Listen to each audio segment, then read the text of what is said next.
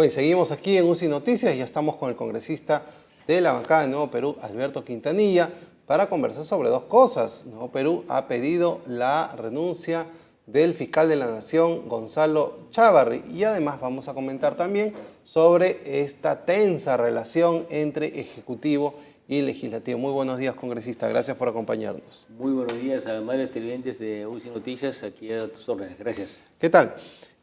Cuéntenos, ¿por qué se sostiene Gonzalo Chávarri? Bueno, es poco claro el por qué se sostiene. La única explicación lógica es de que está jugando en pared con Keiko Fujimori para que de una manera Keiko lo protege para que siga en el cargo a cambio de que Pedro Gonzalo Chávarri desbloquee las investigaciones para eventualmente poner en descubierto las relaciones que tuviera la señora Keiko Fujimori con los problemas de corrupción, ¿no? Ahora, ¿qué tanto puede controlar el fiscal de la Nación esas cosas cuando ya ni sus fiscales lo están respetando? O sea, el informe fiscal ha dicho que el señor Chávarri está dentro de esta organización criminal. No se ha probado todavía, eso tiene que pasar un proceso judicial, pero hay indicios de que está relacionado con las personas de la organización criminal Cuellos Blancos. Bueno, ya no puede controlar la totalidad, digamos, de la estructura del Ministerio Público, que es una institución jerárquica, pero ciertamente está jugando sus últimas cartas, ¿no? Además del comentario que tú hiciste de que Nuevo Perú está pidiendo la renuncia, el retiro del fiscal de la Nación, Gonzalo Chávarri, también estamos convocados hoy en la mañana voceros de las distintas bancadas para firmar un documento conjunto y presentarlo colectivamente a las 10 de la mañana, ratificando la posición en esta oportunidad ya colectivamente con otras bancadas solicitando... Menos la de Fuerza Popular. Bueno, sería menos de la Fuerza Popular, pero si es que ellos finalmente se suman a este esfuerzo, no vamos a decir que no. El objetivo es ciertamente recuperar la legitimidad en una institución básica en el sistema de justicia peruano, ¿no? Que es el Ministerio Público. Bueno, la opinión pública pide la salida del señor Chávarri. La clase política pide la salida del señor Chávarri.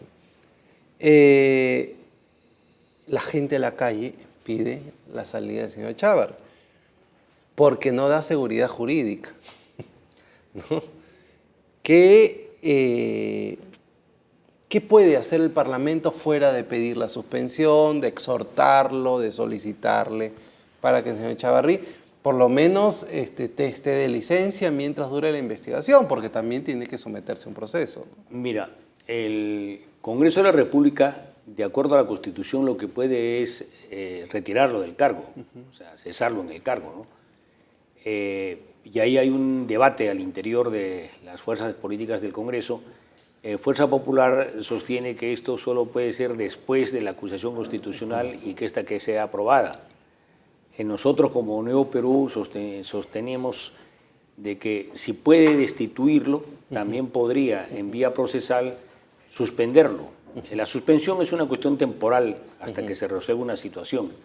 Suspenderlo, dada la falta de legitimidad que tiene, y que siga el curso la acusación constitucional y después de ello se verá si es que finalmente ya se le cesa, se le retira del cargo, o si lo encontramos en el trámite de la acusación constitucional que no tiene responsabilidad, se le pedirá disculpas y podrá volver al cargo, ¿no? Eso sería lo más democrático. Claro, ¿no? Esperamos que eso ocurra. No una destitución, sino una suspensión, una licencia para que... Ahora, ¿quién asume? ¿Pablo Sánchez? Si es que pasa esto. Jerárquicamente, digamos, y además tiene mecanismos institucionales. Hay una Junta de Fiscales Supremos, la Junta de Fiscales Supremos se reunirá y elegirá a quién lo reemplaza.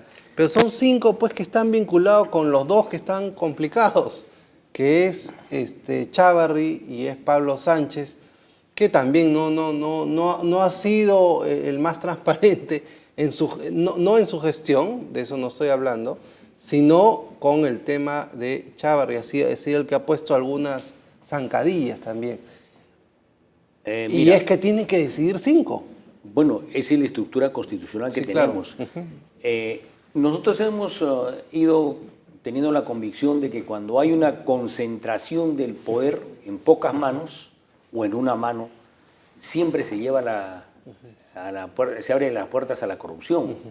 Hay un dicho de un político inglés que dice que el poder corrompe y el poder absoluto corrompe absolutamente. Y eso ocurrió con el Consejo Nacional de la Magistratura, cuando 7 personas que eran miembros del Consejo Nacional de la Magistratura tenían en sus manos la función de nombrar a más de 5.000 magistrados entre fiscales y jueces en el país, tenían la función de ratificarlo cada 7 años y podían defenestrarlos en cualquier momento. Y además al jefe de la OMPE y al jefe de RENIEC. Tenían tal poder que terminaron en una situación de corrupción.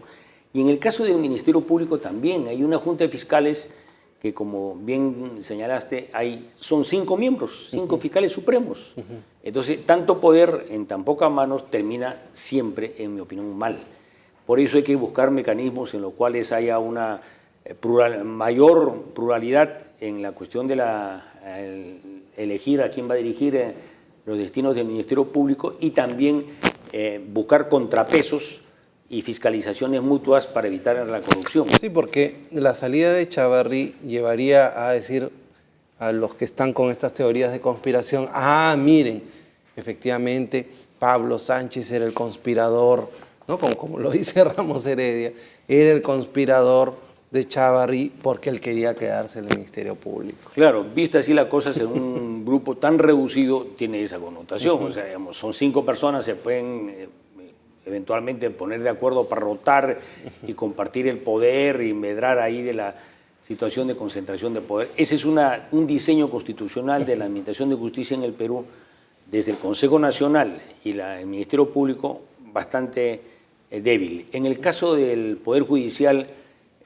la cosa, digamos, hablando de la concentración de poder, estaría en la Junta de Vocales Supremos, ¿no? Que son 24 y normalmente hay 18 titulares y debían ser 24. También hay una suerte, digamos, pero es un espectro un poco más amplio. Pero en todo caso, todo eso tiene que cambiar. Por eso nosotros señalamos de que mientras no se cambie la estructura de la Constitución y realmente haya pesos y contrapesos y mutuas fiscalizaciones eficientes, va a seguir la corrupción. Ok, vamos a ver un informe primero de Tiffany Tipiami sobre esta relación del Ejecutivo con el Legislativo y pasamos a hablar sobre qué está pasando y qué lado está Nuevo Perú, porque parece que el presidente, que empezó de aliado al fujimorismo, se ha dado cuenta pues qué vecinos tenía, qué aliados tenía, y ha decidido, dice, mejor solo que mal acompañado. Pero primero se reunió, pues, presidente, primero trató. Bueno, no está mal en política hablar, el problema es cuando empieces a ocultarlo, ¿no? Vamos a ver el informe de Tiffany Tipiani sobre la relación ejecutivo-legislativo, es decir, Vizcarra-Keiko. Y regresamos en unos minutos.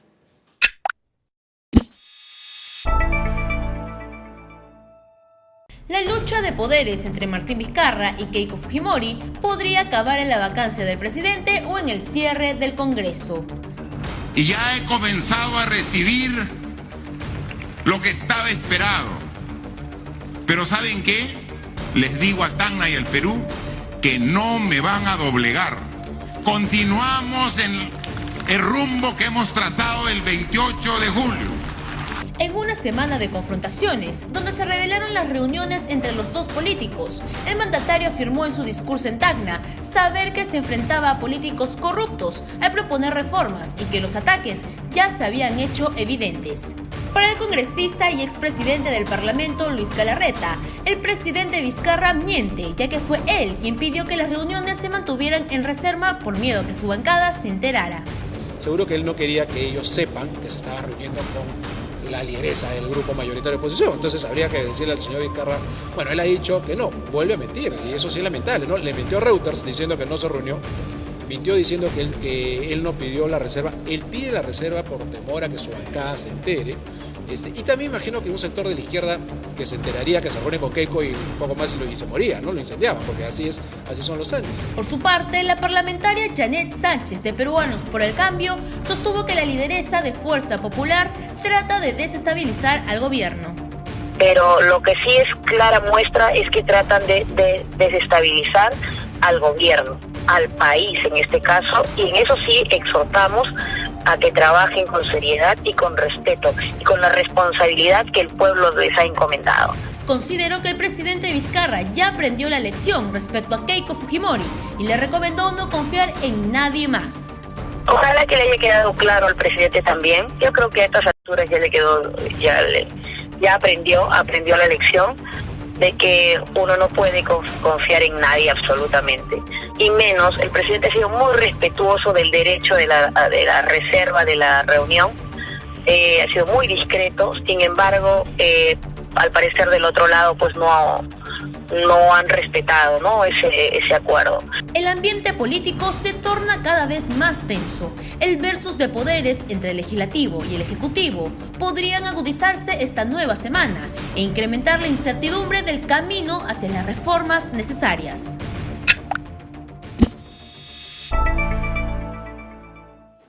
Bueno, la relación tensa, vamos a corregir, el legislativo no es solo Fuerza Popular. El legislativo en este momento está con una mesa directiva dirigida por Fuerza Popular, pero eso no quiere decir que todo sea Fuerza Popular. Pero, señor congresista, ¿realmente el Parlamento está obstruyendo el referéndum? ¿Se ha debatido, se ha convocado, se ha tratado en junta de portavoces de manera informal, de alguna manera?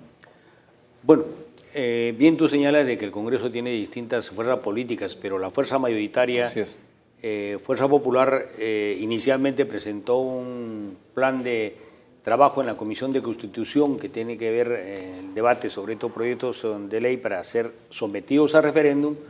Planteaba no haber plazos. Una primera victoria de los sectores de la oposición al fujimorismo fue decirle que esto debía ser resuelto antes del 30 de septiembre. Para que pudiera, digamos, ser convocada 60 días antes del referéndum y coincidir con la segunda vuelta la primera semana de diciembre. Hasta ahí están las cosas. Pero si es que va a seguir dilatando y no va a respetar este acuerdo y no vamos a tener resueltos los problemas antes del 30 de septiembre, lógicamente ya no saldría el referéndum. Esperamos que el fujimorismo no retroceda en esta aceptación de que hasta el 30 de septiembre tienen que ser resueltos los problemas, ¿no? Porque si no queda el otro mecanismo que también ya lo anunció el presidente Martín Vizcarra, que tendrían que recolectarse un número de firmas que creo que está por más de 2 millones de firmas. Sí. ¿Es la izquierda el nuevo socio de Vizcarra? Bueno, no somos nuevos socios, pero en este tema, dada la crisis política y la pérdida de legitimidad de la mayoría del Congreso, que arrastra a todo el Congreso, tiene que ser consultada la población, la ciudadanía tiene que pronunciarse. La crisis es de tal magnitud y que involucra también al Congreso de la República, que creo yo, digamos, ya la legitimidad para una decisión de este tipo la ha perdido el Congreso y tendríamos que recurrir a la población, ¿no? ¿Cuál es la bancada del presidente? A ver, Peruanos por el Cambio definitivamente no lo es. Fue el fujimorismo, creo, la legislatura anterior, esta no lo es. Y ustedes han sido, bueno, la izquierda, Frente Amplio, Nuevo Perú, por ahí en algunas cosas de Acción Popular, han sido quien han estado sosteniendo dentro del Congreso políticamente al gobierno. El gobierno no tiene una bancada realmente en ese momento. ¿Cómo se están defendiendo? ¿Cómo lo ve usted? Bueno, Peruanos por el Cambio sí tiene una bancada, claro, es bastante desarticulada en alguna coyuntura. Pero sin participación, pues. Sin también tiene alguna político, presencia. ¿no? Gibel Violeta, Gino Costa, Lombardi, la propia ministra, vicepresidenta también, Mercedes Araoz y otros, tienen una labor destacada. Aislada, más no como bancada. Le falta articularse más, pero bueno, ya esa es una situación, digamos, de la crisis que atravesamos todos los partidos, también tenemos los problemas en la izquierda. Pero en este caso nosotros sí hemos actuado bajo principios, ¿no? O sea, Nuevo Perú es la única bancada que en los dos debates sobre presupuesto presentamos propuestas alternativas y en los debates de economía. Ha habido ciertamente un acercamiento programático en la defensa del modelo neoliberal entre Peruanos por el Cambio y el fujimorismo, pero Bueno, ahora en esta cuestión del referéndum, nosotros sí creemos que el referéndum tiene que ir para que la población pueda pronunciarse, ¿no? Esa es una forma de desentrampar la situación política del país. La política tiene que tener legitimidad, y si no tiene legitimidad, no tiene aceptación de la población, simplemente, digamos, entra en crisis. Y la legitimidad de los políticos, incluidos los de la izquierda en el país, es bastante baja, y eso tiene que resolverse recurriendo a la población. ¿Siente esta relación tensa ejecutivo-legislativo? Porque no solo es el fujimorismo el que se siente incómodo con el referéndum, el APRA también se siente incómodo. La clase política tradicional se ha sentido incómodo con la penchada del presidente. Yo creo que sí hay tensiones y distintos niveles de aceptación y de convicción de las fuerzas políticas, no todas son uniformes.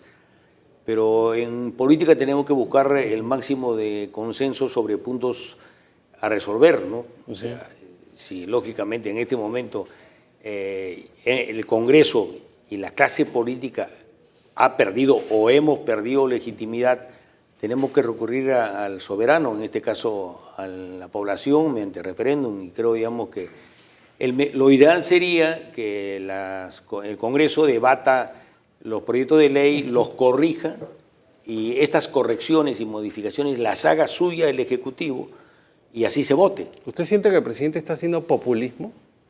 Yo creo que el presidente está partiendo de una realidad. Él constata algo más o menos lo que señalaba usted, en el sentido de que no tiene un partido sólido, no tiene un partido articulado y tiene que buscar acercarse a la población. Y ahí a veces adopta, digamos, posiciones que podrían caer en populismo, pero no tiene otra alternativa que acercarse a la población, o sea, porque su bancada no es lo suficientemente sólida, ¿no? Y en este caso, digamos, ante la poca posibilidad de que se lleguen a acuerdos consensuales en el Congreso o en la clase política, tendrá que recurrirse a la población. Cuando se pierde legitimidad hay que recurrir a la fuente, y la fuente es el voto soberano. ¿Usted no siente que el presidente se mete un poco de más en el Poder Judicial, un poco de más en el Congreso? Bueno, cada uno deja que entren en sus espacios lo que se tenga que meter, ¿no? No es que el Poder Judicial ha perdido legitimidad, y ahí es donde el Congreso trata de tomar una posición, el presidente, el Ejecutivo trata de tomar una posición, pero ¿no siente que se han invadido un poco los poderes del Estado? Yo creo que hay un problema de fondo ahí, ¿eh? Yo creo que Fuerza Popular pretende usurpar las funciones del Ejecutivo, o sea, pretende ser gobierno sin haber sido elegido para gobernar. ¿Ha sido la anterior legislatura, Fuerza Popular ha sido cogobierno o no? Pretende ser cogobierno, ¿no? O sea, pretende, digamos, lo primero, después de que sale pero Pablo Kuczynski, entra Martín Vizcarra, buscaron coparlo, ¿no? Entonces, una especie de tregua corta, y luego, digamos, se dan cuenta que no lo están copando. Ese es el origen del problema. Y este afán de concentrar el poder es antidemocrático, es digamos, no conviene al país, pero también, digamos, tiene otra explicación, es de que la desesperación que refleja la señora Keiko Fujimori de no ser investigada y no ser probablemente descubierta en alguna responsabilidad con actos de corrupción. Eso yo creo, digamos, que también hay que verlo para entender la lectura de lo que está ocurriendo en el país, ¿no? Por eso lo que le conviene al país es que los mecanismos funcionen lo más fluidamente posible, respetando los espacios y la división de poderes y la mutua fiscalización, para que avancen las investigaciones y realmente se pueda dar un paso en esto que decimos todos los peruanos: hay que combatir la corrupción, caiga quien caiga, ¿no? Bueno, vamos a ver nuevamente este comunicado del PJ. Ahí está, ya lo tenemos. Y para ver qué, como usted dice, qué está diciendo la calle, para eso tenemos a Tiffany Tipiani de algún punto de la ciudad, para ver qué está pensando la calle. Ahí está, el Poder Judicial convocó a la Sala Plena de la Corte Suprema hoy día, al mediodía, para evaluar la situación y medidas en relación con los jueces supremos. Tiffany, ¿cómo estás? Buenos días. A ver, ¿sí? A ver, ¿ya está Tiffany conectada con nosotros? Hola Tiffany, buenos días. A ver. ¿Cómo estás? Muy buenos días, Tiffany. ¿Qué tal? Muy buenos días. Cuéntanos, ¿qué está pasando ahí en la calle? ¿Qué siente la calle? ¿Qué piensa la calle con respecto a este tema de la pelea ejecutivo-legislativo? Ok, bien, claro, entre las declaraciones, ¿no?, de Keiko Fujimori y Martín Vizcarra, ¿qué es lo que señor, buenos días, ¿qué tal? Estamos en vivo para UCI Noticias. ¿Cuál es su opinión respecto a las declaraciones de Keiko Fujimori y Martín Vizcarra? ¿Usted quién le cree? Lo llaman en unos minutos. Lo llaman en unos minutos. No le creo a los dos. Siempre ellos comienzan para su conveniencia de ellos mismos. ¿Usted cree que Keiko Fujimori le haya pedido a Martín Vizcarra que pida la renuncia de la ministra de Salud, Silvia Pesá? La verdad que no podría decirle porque no leo casi mucho la noticia. Ok, muchísimas gracias, señor. Bueno, el señor dice que no confía en ninguno de ellos dos y no les cree. Por acá tenemos buenos días, ¿qué tal? Estamos en Vivo Sin Noticias. ¿Qué opinas tú respecto de Martín Vizcarra y Keiko Fujimori? Estos dos encuentros, declaraciones, se contradicen. ¿Cuál es tu opinión? Bueno, yo creo que de la palabra de la señora Keiko podemos esperar mucho, ¿no? Porque ya es totalmente poco creíble todo lo que dice. Y pues respecto al presidente, no sé, recién hace pocos meses ha asumido el cargo y se tiene que ver, ¿no?, lo que va a hacer durante todo este tiempo que le queda. ¿Tú crees que tal vez Keiko Fujimori estaría buscando la vacancia de presidente? Yo creo que sí, la verdad. Y el Congreso, y Martín Vizcarra, el cierre del Congreso. Claro, eso sí, porque aparte vemos que la diferencia entre los congresistas es mucha y siempre no hay una equidad para elegir nuevas leyes, etcétera. ¿Tú a quién le crees entonces? ¿A Martín Vizcarra o a Keiko Fujimori? Me inclino más por el presidente. Ok, muchísimas gracias. Miguel, ¿qué tal? Buenas. ¿Quieres opinar? ¿Tú a quién le crees? ¿A Martín Vizcarra o a Keiko Fujimori? ¿Sobre qué? Sobre sus declaraciones. ¿A ninguno? Bueno, ninguno. Ok, gracias. Listo. Adiós, Miguel. Ese es el ambiente que se torna aquí en el centro de Lima. Bueno, y es que la problemática es que quien pierde es la clase política y al final la gente no diferencia entre una mayoría parlamentaria fujimorista y otros parlamentarios que buscan una transparencia. Esto se ve reflejado en los bajos indicadores de aceptación del Congreso de la República y afecta a todo. Y el problema es, dice, ¿sabe qué? Vámonos al antisistema. Ese es el problema congresista. Mira, en toda crisis política y la pérdida de legitimidad que tiene la clase política en la actualidad, van a diseñarse distintas alternativas. O sea, nosotros apostamos por el diálogo. La razón de ser de la política es el intercambio de opiniones que son diversas, pueden ser contradictorias, contrapuestas, pero hay que ponerse de acuerdo, buscar ponerse de acuerdo. Quien no esté por este camino va a tener que sufrir la condena de la población. Nosotros sí creemos que hay que rescatar la política como una actividad de vocación de servicio, poniendo por delante los intereses del país y no de las personas ni los grupos, ¿no? Bueno, hay ciertamente, digamos, que hacer el esfuerzo por parte nuestra de que se haga claro estas diferencias y estos matices que son por ahora muy poco perceptibles, pero a la larga tienen que ser más claros. Pero desestabiliza, el país sigue desestabilizado y ese es un problema. Es un problema para todo el país. ¿No? A mayor inestabilidad política, mayores problemas para que siga creciendo la economía. Deberíamos crecer 2 puntos más arriba, pero realmente hay que ser loco en este momento para hacer inversiones o estas cosas cuando no se sabe qué va a pasar con el país. Yo creo, digamos, que según algunos analistas de la economía, esta crisis por lo menos hace que, si se mantiene gran parte del año, perder 2 o 3 puntos en el crecimiento, lo cual es bastante grave para el país. ¿Y haría alguna modificación en la ley de partidos políticos o sea, qué pasó? Se eligió a PPK sin una bancada fuerte. ¿Haría una modificación en la Constitución sobre este tema? ¿Valdría la pena? Yo creo que más que eso hay que trabajar por la construcción de partidos sólidos y democráticos. Ciertamente hay que cambiar el sistema político en el país para darle mayor preferencia a la existencia de los partidos en base al funcionamiento de sus organismos, al quehacer colectivo, a las propuestas programáticas que da la recolección de firmas. Eso hay que cambiarlo. Y comenzar a construir confianza entre los peruanos. La política, si no hay confianza abajo, no tiene futuro. Bueno, muchas gracias, congresista. Gracias, muy amable. Deseo el mayor de los éxitos y que realmente nuestras instituciones empiecen a recuperar credibilidad, ¿no?